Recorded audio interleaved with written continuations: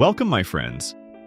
Today, I want to tell you one of the most haunting love stories in all of mythology.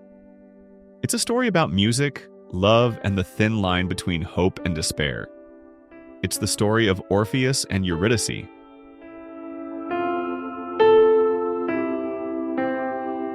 Let's start with Orpheus himself. In ancient Greece, Orpheus was no ordinary man. He wasn't a king, he wasn't a warrior. What made him great was his music. He could play the lyre like no one else. His songs could calm raging rivers, charm wild animals, and even make the gods pause to listen. Imagine music so powerful that the world itself leaned in closer to hear. That was the gift of Orpheus. He was the son of Calliope, the muse of poetry, and Iagris, a river god. So you could say that talent flowed in his blood, but even though he was admired everywhere he went, his heart belonged to one woman, Eurydice.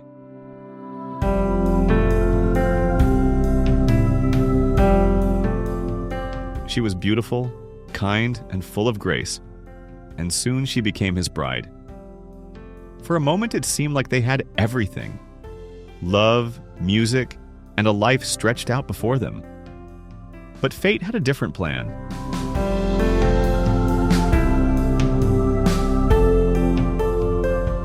On their wedding day, while walking in a meadow, Eurydice was bitten by a snake. The poison worked quickly, and before anyone could help, she fell lifeless to the ground. Imagine it. One moment filled with joy and celebration, the next filled with heartbreak. Orpheus was crushed. The music that once brought happiness now became a cry of pain. He wandered the forests, singing songs of mourning so deep and so sorrowful that even the gods shed tears. His grief was endless, and he couldn't accept that Eurydice was gone forever. And so Orpheus made a decision few would dare. He would travel to the Underworld, the land of the dead, and try to bring her back.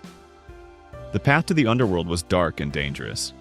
Most mortals never returned once they set foot in those shadowy realms. But Orpheus carried with him something more powerful than weapons. He carried his lyre.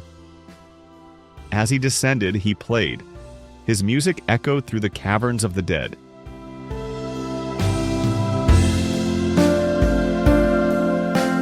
The great watchdog, Cerberus, with 3 heads and jaws like iron, stood guard at the gates. But when Orpheus played, even Cerberus lay down, lulled by the sound. The restless spirits paused, their suffering eased for a moment. Even the harsh winds of the underworld seemed to still, as if listening. Finally, Orpheus stood before Hades, king of the dead, and his queen, Persephone. Few mortals had ever dared to face them, but Orpheus bowed his head and began to sing. He sang of his love for Eurydice. He sang of their happiness, of their wedding, and of the cruel twist of fate that stole her away. His voice carried the pain of loss and the pure devotion of a heart that refused to let go. Persephone was moved to tears. Even Hades, who ruled with cold judgment, felt his heart soften. At last, Hades agreed to release Eurydice. But there was one condition.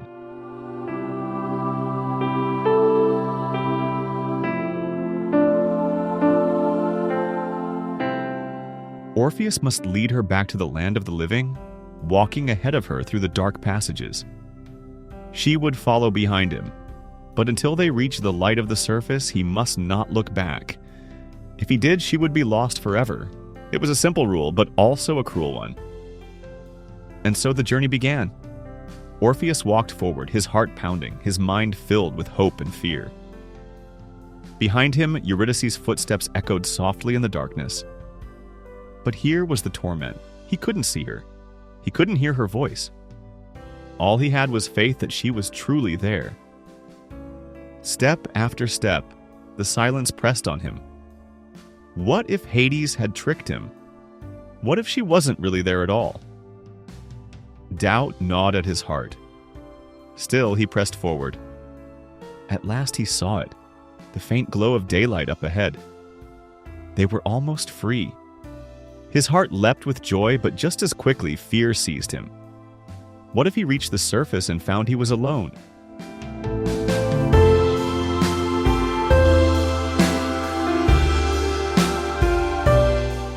And in that moment of weakness, Orpheus turned. He looked back, and there she was, Eurydice, radiant and alive, reaching toward him. But in the same instant, her face fell with sorrow. The pact was broken. Before Orpheus could touch her, she was pulled back into the darkness. Her figure faded, her voice called his name, and then she was gone. Forever.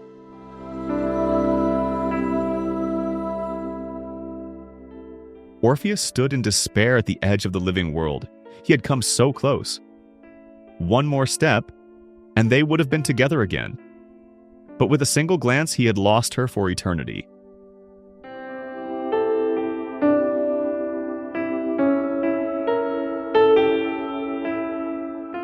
From that day on, Orpheus was never the same. He wandered the earth, singing songs not of joy but of loss and regret. His music still held its power, but it carried the weight of heartbreak.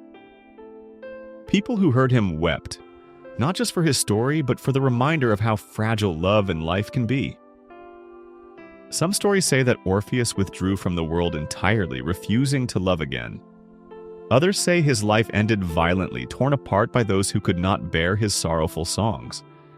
But however his end came, his story lived on.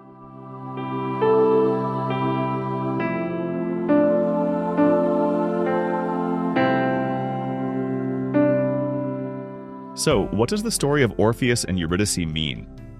Why has it lasted thousands of years? At its heart, it's about the power of love and the pain of loss.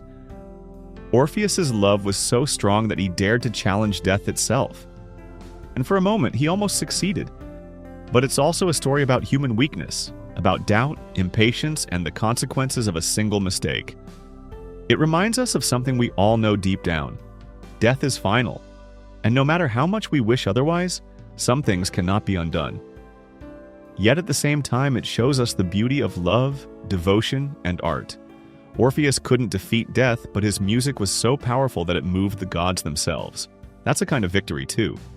And that is the story of Orpheus and Eurydice, a tale of love, of music, and of loss.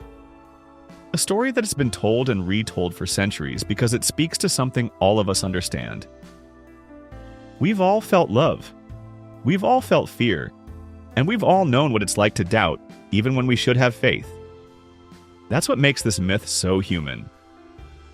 So next time you hear a song that moves you to tears, think of Orpheus, the bard whose music touched the world, but whose heart was broken by one glance too soon.